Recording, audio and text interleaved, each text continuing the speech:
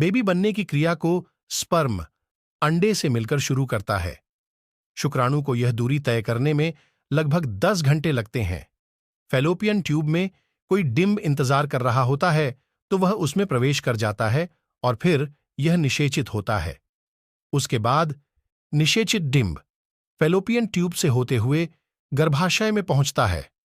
पुरुष और महिला दोनों में जनन कोशिकाएं, स्पर्म और अंडे होती हैं।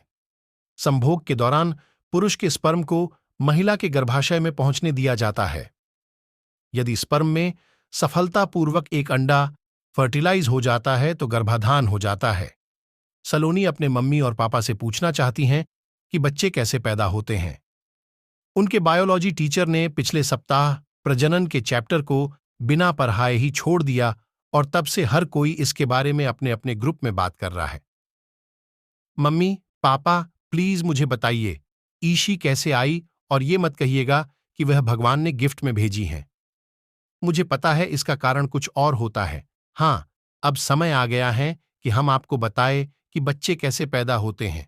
मुझे खुशी है कि तुम इस बारे में बात करने के लिए हमारे पास आई। तो शुरू करते हैं, और तुम्हें कभी भी असहज महसूस हो या कुछ समझ में नहीं आए तो हमें बताना, ठीक? मैंने तुम्हारे लिए कुछ पोस्टर भी निकाले हैं। हमारी बातचीत के दौरान हम इनका उपयोग करेंगे। इसे समझना थोड़ा मुश्किल हो सकता है, तो धैर्य नहीं खोना। जैसे ही लड़कियां और लड़के जवानी में पहुंचते हैं, उनके शरीर में बदलाव आने लगते हैं। कुछ महत्वपूर्ण परिवर्तन हमारे प्रजनन अंगों में होते हैं। यह वे अंग हैं जो बच्चे होने के लिए आवश्यक हैं। इसका मतलब महिलाओं में अंडकोश और अंडाशय से जुड़े अंग और पुरुषों में लिंग से जुड़े अंगों का विकास होता है। पुरुषों और महिलाओं दोनों में ये अंग मूत्रांगों के पास स्थित होते हैं। बच्चा कैसे पैदा होता है?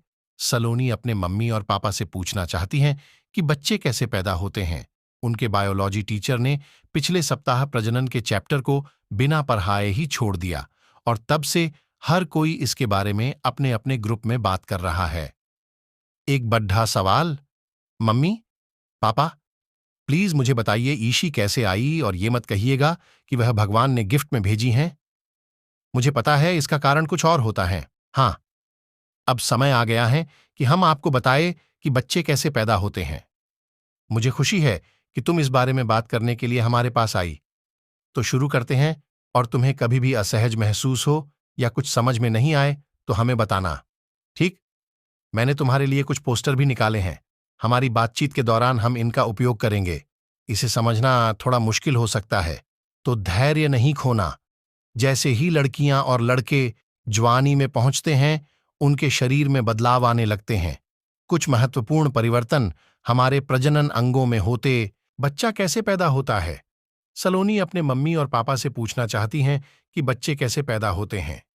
उनके बायोलॉजी टीचर ने पिछले सप्ताह प्रजनन के चैप्टर को बिना पढ़ाए ही छोड़ दिया और तब से हर कोई इसके बारे में अपने अपने ग्रुप में बात कर रहा है। एक बड्ढा सवाल। मम्मी, पापा, प्लीज मुझे बताइए, ईशी कैसे आई और ये मत कहिएगा कि वह भगवान ने गिफ्ट में भेजी हैं। मुझे पता है इसका कारण कुछ और होता है। हाँ, अब समय आ गया है कि हम आपको बताएं कि बच्चे कैसे पैदा होते हैं।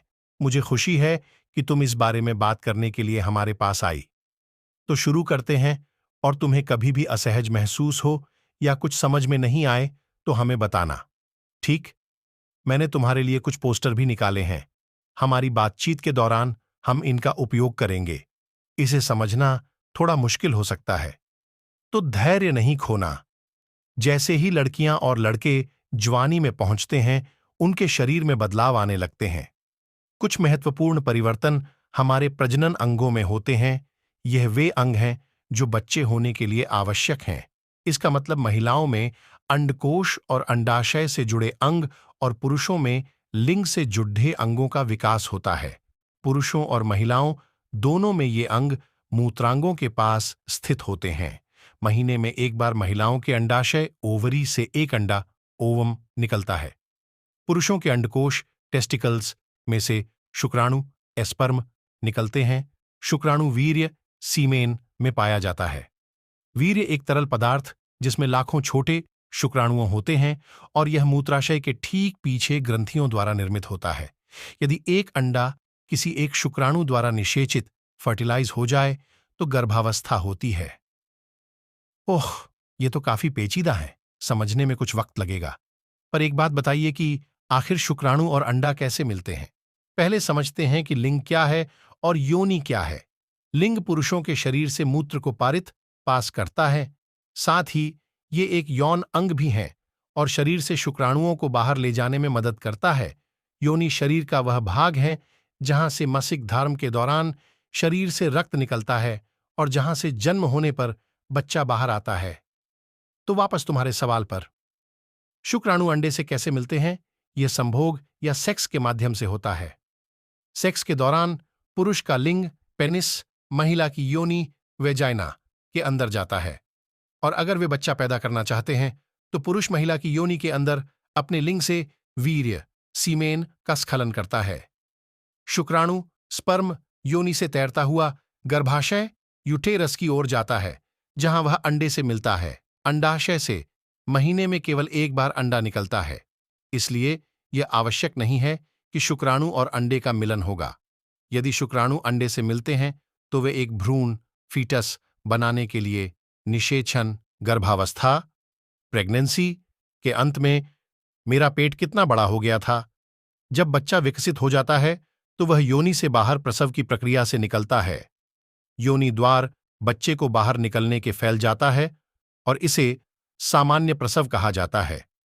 कुछ महिलाओं को सिजेरियन या सी सेक्शन ऑपरेशन की आवश्यकता हो सकती है जिसमें पेट के नीचे एक छोटा सा कट या चीरा लगाया जाता है और डॉक्टरों द्वारा बच्चा वहां से बाहर निकाल लिया जाता है। यह पूरी प्रक्रिया प्रजनन प्रसूति और स्त्री रोगों के विशेषज्ञ डॉक्टरों द्वारा की जाती है। लेकिन जब अंडा शुक्राणु से न मिले या सेक्स न हो तब क्या होता है? फिर उस अंडे क्या क्या होता है? अगर अंडे और शुक्राणु नहीं मिलते तो अंडा और वह रक्त जो शरीर प्रसव प्रेगनेंसी के लिए तैयार करता है महिला के शरीर से बाहर निकल ले। किंतु जब अंडा शुक्राणु से न मिले या सेक्स न हो तब क्या होता है? फिर उस अंडे क्या क्या होता है? अगर अंडे और शुक्राणु नहीं मिलते तो अंडा और वह रक्त जो शरीर प्रसव प्रेगनेंसी के लिए तैयार करता है महिला के शरीर से बाहर निकल जाता है। और तुम जानती हो उस प्रोसेस को क्या कहते हैं? मसीक धर्म ऑफ कितनी चिढ़ है मुझे उनसे, लेकिन मुझे मालूम नहीं था कि उनके पीछे इतना विज्ञान होता है। मैं कहूंगी कि बच्चा पैदा करना उन्हें बड्ढे करने के मुकाबले आसान है। ये एक बड़ी जिम्मेदारी है और इसे पूरी तैयारी के साथ किया जाना चाहिए। साथ ही पुरुषों और महिलाओं को यौन संबंध बनाने से पहले शारीरिक और मानसिक रूप से तैयार होने की जरूरत है। यह तभी अद्भुत अनुभव हो सकता है जब आप इसके लिए पूरी तरह से तैयार हों। लेकिन यदि आप तैयार नहीं हैं, यह बहुत तनाव का कारण हो सकता है। ये आपके स्वास्थ्य को भी प्रभावित कर सकता है। भारत में यौन संबंध बनाने, शादी करने या बच्चे पैदा करने के लिए एक महिला को कम से कम 18 और पुरुष को 21 साल का होना चाहिए। इतने विस्तार से सब कुछ समझाने के लिए थैंक यू। अब मुझे पता है कि बच्चे कैसे पैदा होते हैं। हमें खुशी है कि तुमने हमसे इसके बारे में पूछा। सही जानकारी होना आवश्यक है। याद रहे, तुम्हारा स्वास्थ्य और सुरक्षा हमेशा सबसे पहले आनी चाहिए। तुम्हें कभी भी कोई सवाल संदेह हो तो बेझिझक हमसे पूछ सकती हो।